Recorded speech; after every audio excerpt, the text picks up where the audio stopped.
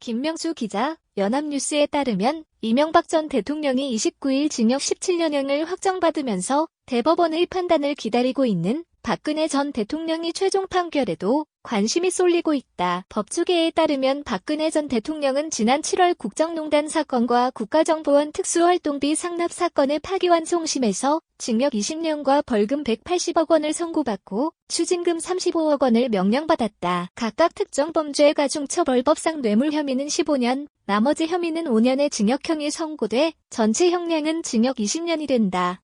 박 전 대통령의 사건은 이 전 대통령과 달리 이미 대법원의 상고심 판단을 받은 만큼 재상고심에서 달라질 여지가 거의 없다는 것이 법조계의 중론이다.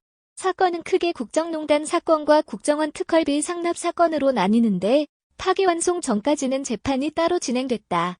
대법원은 지난해 8월 29일 국정농단 사건을, 11월 28일에는 특활비 상납을 각각 깨고 서울구 법으로 돌려보냈고 이후 사건이 병합 심리됐다. 이미 대법원은 두 사건을 파기환송할 당시 핵심 쟁점들에 관해 판단을 내렸고 파기환송심은 대법원의 판단 취지대로 선고했다. 실제로 삼성그룹의 미르, K스포츠재단 지원, 정유라 씨의 말보험료 등이 무죄로 판단된 것은 이미 대법원에서 나온 판단으로 파기환송심에서는 심리 대상이 되지 않았다.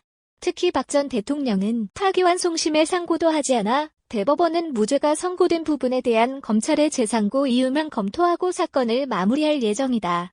대법원은 지난 8월 검찰에 상고 이유서를 접수하고 9월 노태학 대법관을 주심으로 지정한 뒤 법리 검토에 들어갔다. 박 전 대통령이 이 전 대통령보다 앞선 2017년 4월 처음 기소돼 이미 재판에 3년 반이 흘렀다는 점에서 대법원도 이른 시간 내에 결정할 것으로 보인다. 한편 박 전 대통령까지 판결이 확정될 경우 야권 일각에서 두 대통령의 사면을 요구하는 목소리가 나올 것으로 보인다.